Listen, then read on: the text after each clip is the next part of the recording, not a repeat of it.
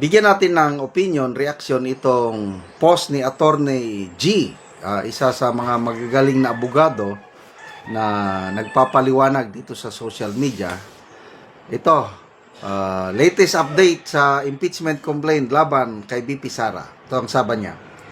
Pag-usapan po natin ang nagaganap dito upang maipaliwanag ko na rin sa inyo ang kahulugan ng dalawang terminong ito. Yung ad cautelam at saka yung grounds for impeachment.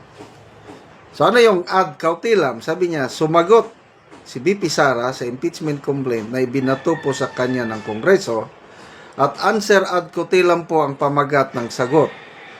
Ang literal na ibig sabihin lang po nito ay just in case or as a precaution o with condition, parang ganon.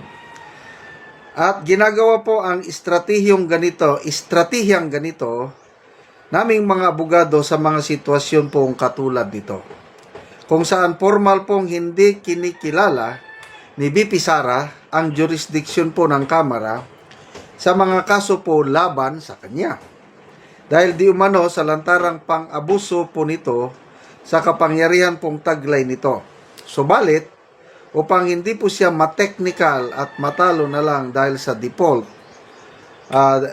ito po hindi po dahil hindi po sumipot sa pandinig, nagsumiti pa rin siya ng answer just in case po. So yung sinabi niya, 11-page document lang. Sabi lang niya doon na ad cautelam. Hindi niya kinikilala yung jurisdiction. Ito na.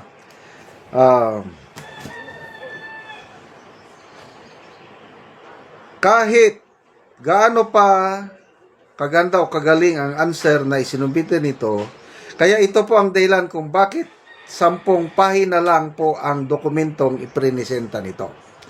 At ang isa pa pong ibig sabihin nito ay, ito na, pakinggan ninyo. Abogado ito sabi niya, posibleng iakyat po ng kampo ng pangalawang Pangulo sa Korte Suprema ang usaping ito.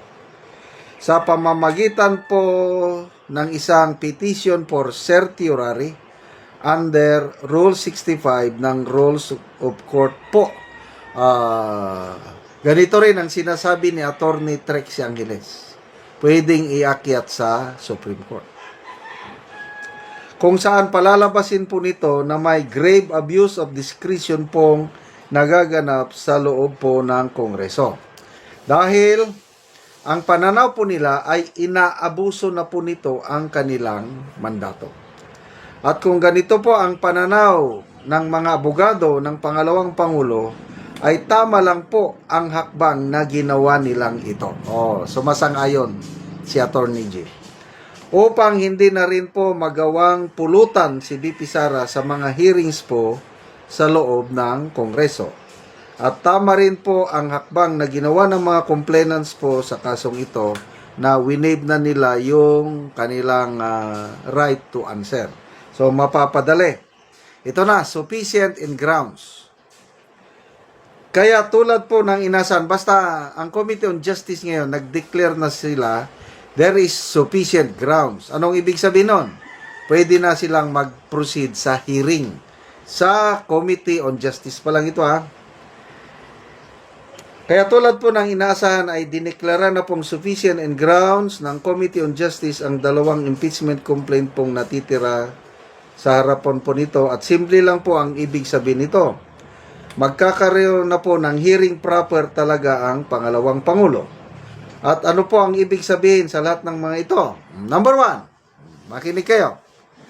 Kung supporters kayo ni pangalawang Pangulo ay matutuwa po kayo.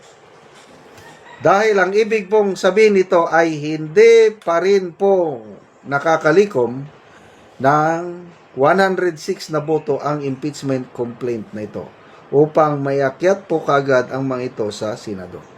Kaya asahan na po ninyo na tuloy-tuloy pa rin ang gapangan ng mga boto ng magkabilang partido. So, salamat Attorney G sa iyong assessment, prediction na hindi sila makakuha ng 106 na boto. At kung supporters naman po kayo ng palasyo, abangan po ninyo ang hearing proper. Gaganapin po sa March 25. Dahil sigurado pong dito mailalantad ang lahat ng ebidensyang hawak nila ang mga complainants laban po sa pangalawang Pangulo upang makumbinsi po nila ang ibang kasamahan nila na bumoto na po upang maiakyat na po ang impeachment complaint ito sa Senado. Kaya abangan na lang po natin ang susunod na kabanata nito habang patuloy pong nalulunod sa nagmamahaling bilihin tayong mga Pilipino. So, March 25 na po ang hearing.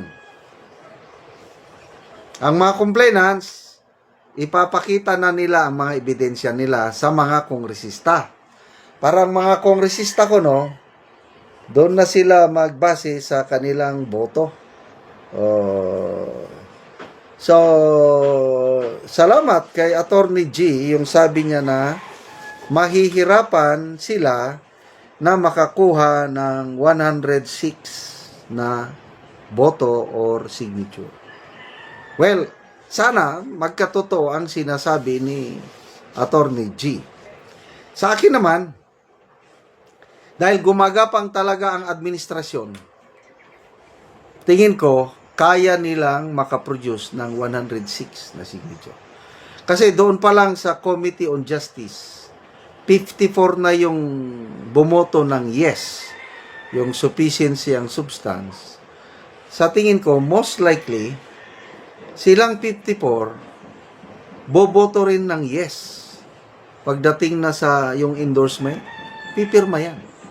Kaya 52 na lang ang kulang. So yung 52 na yan, sa tingin ko, kaya na nilang kunin pa. Kasi nga, gumagalaw talaga. Sabi nga ni Congressman Toby Chanco, kung ikaw yung nagnakaw, ikaw yung may anomalya, papayagan mo ba na manalo si BP Sara sa eleksyon? Hindi. Kaya gagawin mo ang lahat ng gagawin mo para mapatalsik si BP Sara. Kaya gumagalaw ngayon ang mga, alam nyo na, yung mga takot na takot kay BP Sara, gapangan. Kaya huwag tayong matakot dahil ang Senado ay atin po. BP Sara Country ang Senado. BP sabi ni saya pa ba? Manimaan ka kinsa tong mga ni Tridors eh. Dili. Dili ka mo dumo. Dili. I don't take it personally. Kasi, para sa akin ba, yung ginawa nila sa akin, personal yun sa akin. So, bilang isang politician, natural na ganun ang gagawin sa iyo. So, wala lang yan sa akin. Pero ang ginawa nila sa bayan, yung corruption at yung abuso nila, hindi yan personal sa akin. So, hindi natin yan palalampasin.